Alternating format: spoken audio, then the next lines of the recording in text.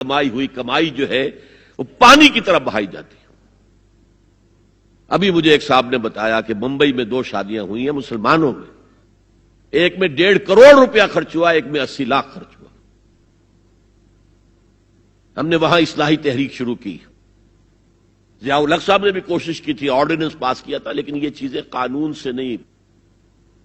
آپ کہیں کہ کسی دعوت میں 50 سے زیادہ مہمان نہیں آئیں گے، وہ 100 آ گئے تو زیادہ یہ ہوگا پولیس والوں کو رشوت کا کھاتا کھل گیا، جو یہ پیسے لے جائیے صاحب۔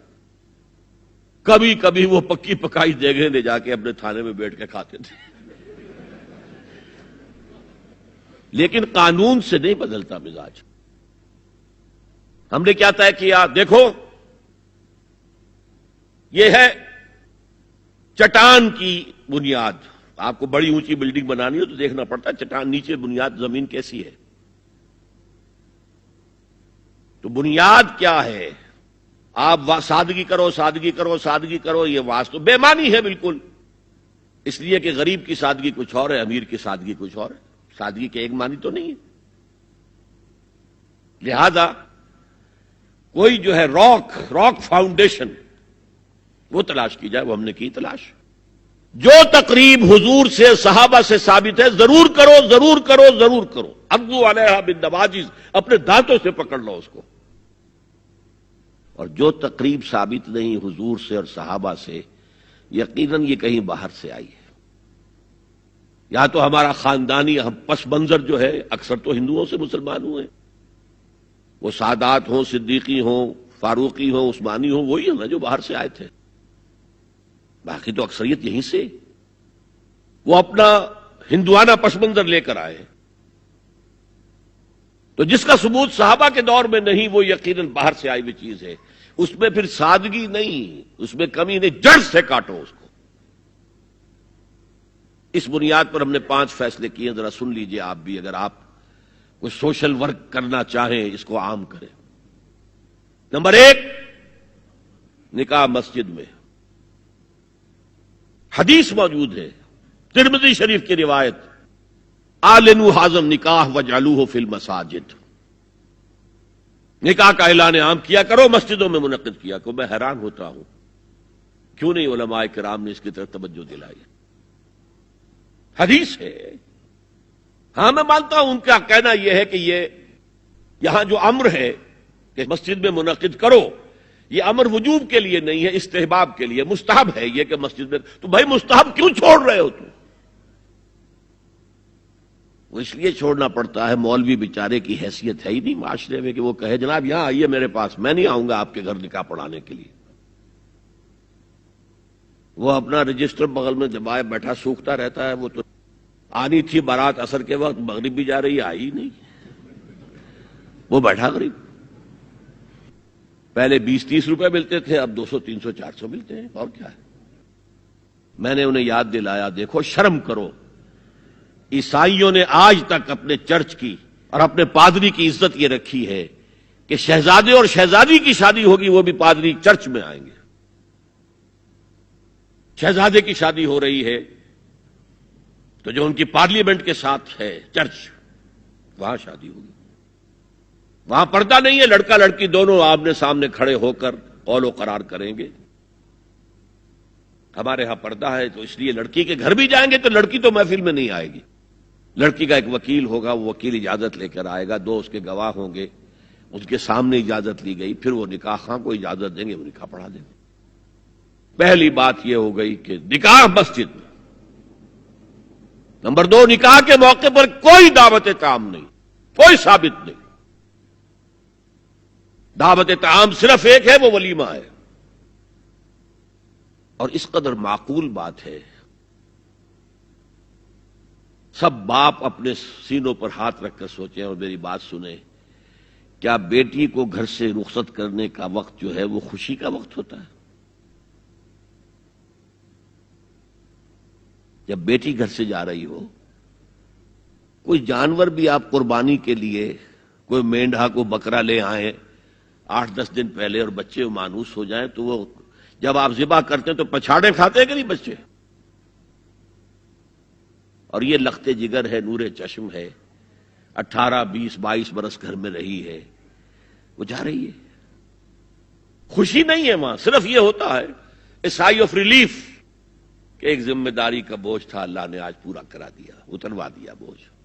پھر بھی اندیشہ ہوتا ہے، پتہ نہیں مزاج ملے نہ ملے، نئے ماحول میں جا رہی ہے، وہاں جا کر ایڈجسٹ ہو یا نہ ہو، اندیشے پھر بھی ہوتے ہیں ذہن کے اندر. تو ان سے مرغ پلاؤ کھانا اور متنجن کھانا کوئی معقول بات نہیں ہے. معقول بات کیا ہے؟ لڑکا، اس کا گھر آباد ہوا ہے، وہ ولیمہ کرے، اس پر باقاعدہ احادیث اولبو ولو بشاتن، ولیمہ ضرور کرو چاہے ایک ہی بکری ہو تمہارے پاس، ذبح کرو، کاٹو، کھلاؤ گوشت اپنے دوستوں کو، احباب کو. یہاں تک کہا کہ بیسا طعام الولیمہ، برا کھانا ہے ولیمے کا کہ اس میں غریبوں کو نہیں بلایا جاتا. ظاہر بات ہے مسلی کھلانے کے لیے تو ولیمہ نہیں ہوتا، اپنے احباب کو، دوستوں کو بلایا جاتا ہے. پھر بھی میں تم سے کہتا ہوں کہ جسے ولیمے کے لیے بلایا جائے وہ اگر نہیں جائے گا تو اللہ اور اس کے رسول کے حکم کی نافرمانی کرے. تو جس رسول نے اتنی تفصیل سے حکم دیا ہو ایک دعوت کا، وہ دوسری دعوت میں بھی خیر ہوتا میں بیان کرتا.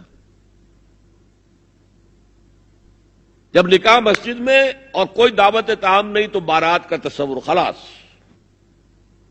بارات کس بلا کا نام ہے؟ قرآن میں تو کوئی ذکر ہی نہیں، عربی میں یہ لفظ ہی نہیں.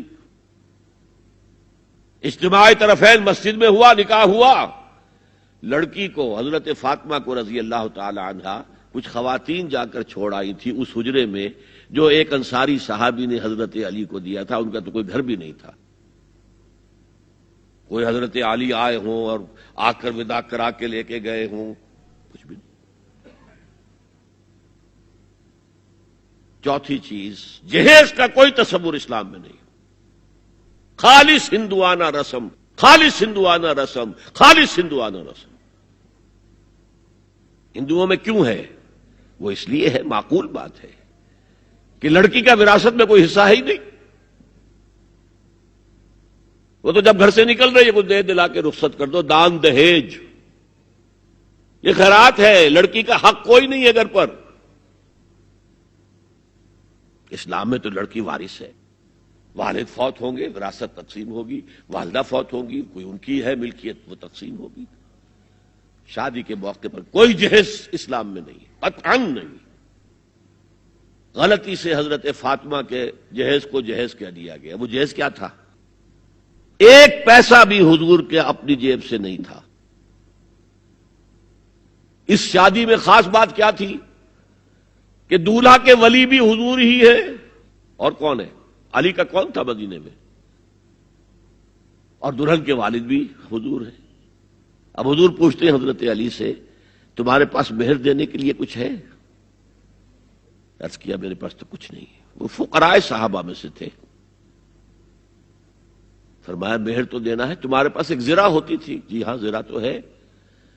انہوں نے یہ سمجھا زرہ تو جہاد کے لیے ہے، کوئی وہ دولت تو نہیں ہے. فرمایا جاؤ اسے بیچو یا گروی رکھ کے قرض لے کر آؤ.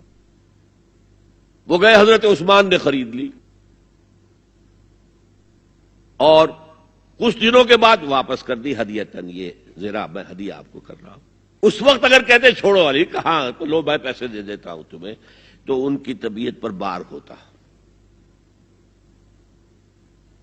اس پیسے سے حضور نے کچھ پیسے گھر بھیجے اندر، دلہن کو ذرا تیار کر دو. اور کچھ پیسوں سے وہ ایک گدا جس میں کھجور کی کھال بھری ہوئی تھی اور 2 تکیے جس میں کھجور کی کھال بھری ہوئی تھی. ایک مشکیزہ، کنویں سے پانی تو لانا ہی ہے نا. ایک چکی، جو ہو یا گیہوں ہو پیسنا تو ہے نا. کوئی 1-2 برتن اور. اللہ اللہ خیر صلی اللہ. یہ تھا جسے جہیز کہتے ہیں، جس میں ایک پیسہ بھی حضور کا شامل نہیں ہے. وہ حضرت فاطمہ کا مہر تھا جسے بنایا گیا. ورنہ مدینے ہی میں دوسری آپ کی صاحبزادی کا نکاح حضرت عثمان سے بھی ہوا. کہیں ذکر ہے جہیز کا؟ حضرت عثمان کا گھر بھرا ہوا، ہر چیزیں موجود، وہاں تو جہیز کا تذکرہ نہیں. بہرحال یہ شادی کو آسان کرو، زنا کو مشکل بناؤ.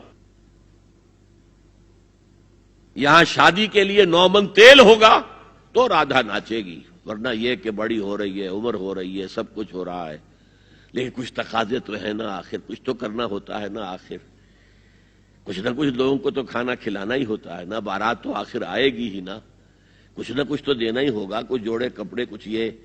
اسلام کا فلسفہ جو میں نے 4-5 باتیں آپ کو بتا، فلسفہ یہ ہے کہ لڑکی کے باپ پر 1 پیسے کا بوجھ نہیں. اس نے لڑکی پال پوس کے تمہارے حوالے کر دیا، اب اور کیا چاہتے ہو تم؟ سارا مرد آزماں مرد آفرین، مرد کو چیلنج دیا ہے، تم مرد ہو، مہر تم دو گے. اور سب سے بڑھ کر کیا ہو رہا ہے آج کل بھی ہوتا ہے، وہ ہمارے ایک کچھ کام ہوتے ہیں اسلامی، وہ بھی ہے، کچھ وہی ہندوانہ پس منظر. نکاح کی محفل میں چھوارے کون لے کے آتا ہے جی؟ لڑکے والے. اور پلاؤ کن سے کھاتے ہیں بھائی؟ جس کو تمہیں مرغ پلاؤ کھلا رہا ہے وہ چھوارے نہیں بانٹ سکتا تھا؟ یہ ہے اسلام اور غیر اسلام کا امتزاج. چھوارے لڑکے والے لے کر آئیں گے اور پھر دعوت اڑائیں گے لڑکی والوں کی طرف سے.